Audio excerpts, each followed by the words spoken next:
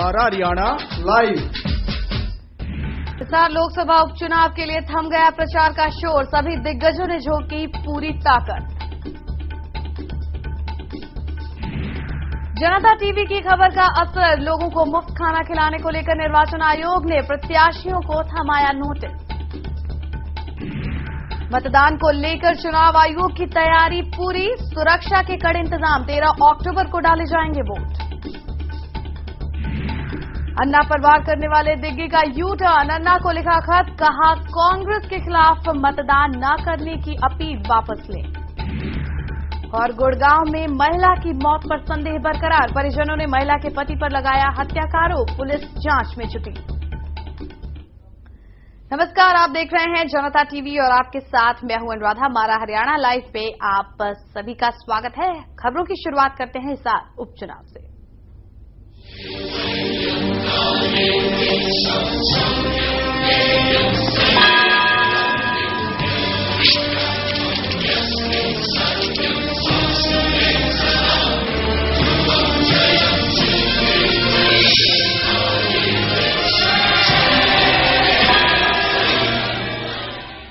हिसार लोकसभा क्षेत्र में लोकसभा सीट के लिए चुनावी दंगल अपने चरम पर है। लोकसभा चुनाव प्रचार का आज आखिरी दिन है। प्रचार के आखिरी दिन आईएनएलडी ने आज बड़ी चुनाव रैली हिसार संकल्प दिवस का आयोजन हिसार के राजकीय कॉलेज के ऐतिहासिक मैदान में किया।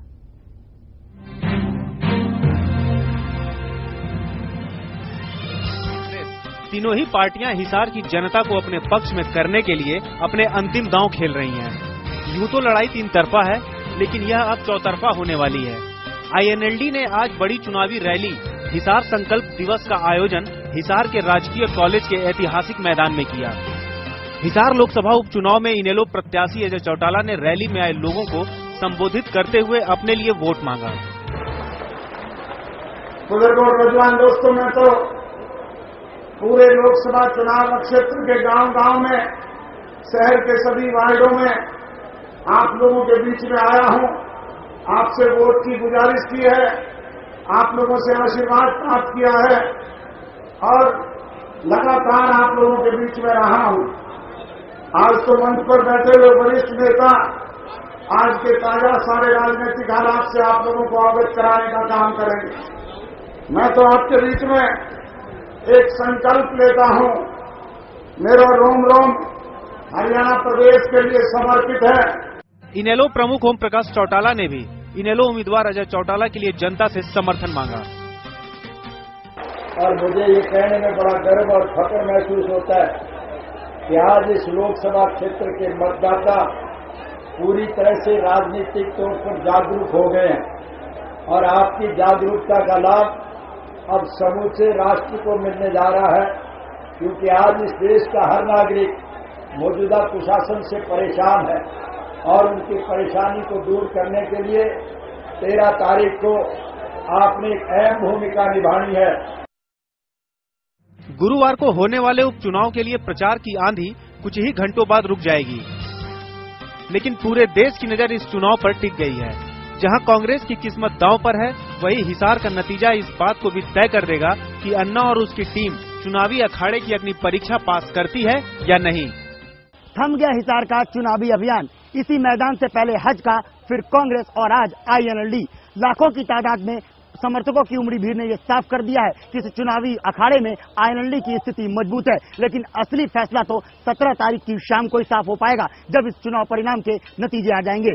इस वक्त कैमरामैन जयप्रकाश के साथ अविनाश कुमार सिंह, जनता टीवी।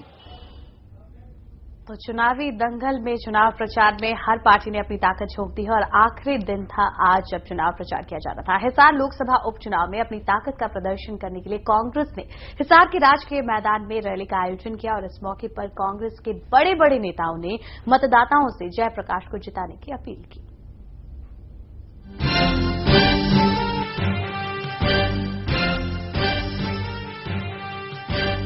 हिसार का चुनावी संग्राम तय करेगा हरियाणा की राजनीति।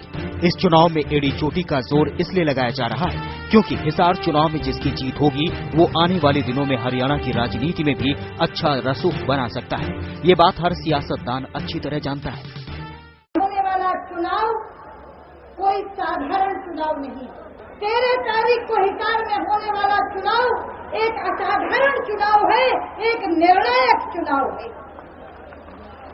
एक ऐसा निर्णायक चुनाव जो दिशा तय करेगा हरियाणा की आगामी राजनीति की और शुरुआत करेगा देश में नए राजनीतिक समीकरणों की।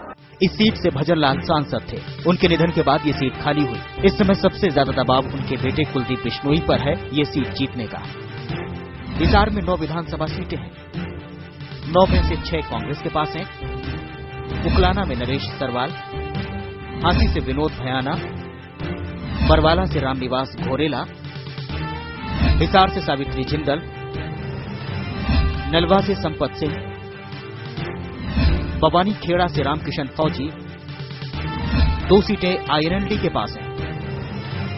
ऊंचा कलाम से ओम प्रकाश चौटाला और नारनौल से सरोज। आदमपुर की सीट हरियाणा जनहित कांग्रेस के कुलदीप बिश्नोई के पास है। हिसार का चुनावी समीकरण। हिसार उपचुनाव में अगर आईएनएलडी के अजय चौटाला की जीत होती है तो आईएनएलडी का जनाधार और बढ़ जाएगा। बहुत मुमकिन है कि आईएनएलडी के विकल्प के तौर पर चौटाला का नाम सामने आए और राज्य में मुख्यमंत्री के तौर पर ओम प्रकाश चौटाला का नाम उभर कर सामने आए। वहीं अगर कांग्रेस की जीत होती है तो वे अन्ना हजारे की अपील को करारा जवाब होगा और कांग्रेस अन्ना को नाकाम साबित कर देगी। इससे हरियाणा की राजनीति में एक बार फिर कांग्रेस का दबदबा होगा और मुख्यमंत्री के रूप में एक बार फिर हुड्डा का नाम सामने आ सकता है। वहीं अगर हरियाणा जनहित कांग्रेस और बीजेपी गठबंधन को जीत हासिल होती है तो बीजेपी अगले विधानसभा चुनावों के लिए जोर शोर से तैयारी शुरू कर देगी। हरियाणा जनहित कांग्रेस के पास फिलहाल केवल 1 विधानसभा सीट है। ऐसे में पार्टी सत्ता पर काबिज होने के लिए हर मुमकिन कोशिश करेगी, चाहे वह उसे कोई भी समझौता करना पड़े।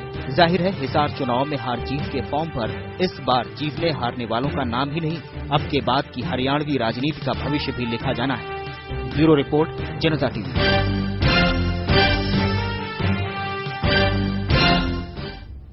तो इस चुनाव में भविष्य लिखा जाएगा, यह इतिहास, ये तो देखने वाली बात होगी। इब्तिदा इश्क में रोता है क्या, आगे आगे देखिए होता है क्या। जी हां, ऐसा ही कुछ कुलदीप बिश्नोई और बीजेपी की दोस्ती में भी देखने को मिल रहा है। बीजेपी कह रही है कि अन्ना और उनकी टीम से बिश्नोई के पक्ष में चुनावी माहौल तैयार हो रहा है, तो वहीं टीम अन्ना के सदस्य ये कह रहे हैं कि उन्होंने बीजेपी को वोट देने के लिए कभी नहीं कहा। कांग्रेस को वोट न देने की अपील, कतई ये मतलब नहीं कि बीजेपी को वोट दें। टीम अन्ना के प्रमुख सदस्य अरविंद केजरीवाल ने ये साफ कर दिया है कि कांग्रेस को वोट न देने की अपील का कतई ये मतलब नहीं है कि वो बीजेपी को वोट देने के लिए कह रहे हैं। मैं उनको बिल्कुल खंडन करता हूँ, ये बिल्कुल गलत है उनका कहना। हमने कहीं ये नहीं कहा कि बीजेपी को वोट दो, हमने कहीं ये नहीं कहा कि खिलानी पार्टी को बार बार बोल रहे हैं कि यहाँ पे 45 कैंडिडेट कांग्रेस को वोट मत दो, बाकी 44 मिल। कुलदीप बिश्नोई और बीजेपी अन्ना की मुहिम का खूब फायदा उठा रहे हैं। टीम अन्ना ने ये साफ कर दिया है कि वो बीजेपी का सपोर्ट नहीं कर रहे हैं। फिर भी बीजेपी बार बार ये संदेश दे रही है कि अन्ना हिसार में बिश्नोई के लिए माहौल तैयार कर रहे हैं। मुझे खुशी है कि अन्ना हजारे की भी पूरी टीम कुलदीप बिश्नोई को जिताने के लिए हिसार में घर घर घूम रही है और कह रही है कि अत्याचारियों भ्रष्टाचारियों से निजात दिलाओ और कुलदीप बिश्नोई को जिताने का काम करो।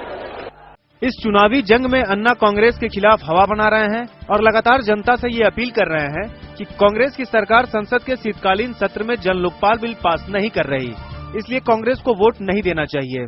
इसलिए हम जनता से विनती करते हैं, इस चुनाव में कांग्रेस को वोटिंग नहीं करना, कांग्रेस को हराना चाहिए, जन लोकपाल बिल नहीं ला रही है। कांग्रेस के खिलाफ हवा का फायदा दूसरी पार्टियां अपने वोट बैंक के लिए उठा रही हैं। वो बीजेपी हो, हरियाणा जनहित कांग्रेस हो, इनेलो हो या कोई और। खासकर हरियाणा जनहित कांग्रेस और बीजेपी तो इस हवा को जमकर भुना रही है। लेकिन सवाल ये है कि जब टीम अन्ना खुद ये साफ कर रही है कि कांग्रेस को वोट न देने का मतलब ये नहीं है कि वो बीजेपी को वोट देने के लिए कह रहे हैं, तो भी बीजेपी और हरियाणा जनहित कांग्रेस अन्ना की इस हवा का इस्तेमाल अपने हक में करना चाह रहे हैं। और चलिए यहाँ वक्त एक छोटे से ब्रेक का। ब्रेक के बाद आपको दिखाएंगे कि किस तरीके से अन्ना की टीम ने कांग्रेस के खिलाफ अपना मोर्चा खोल दिया है।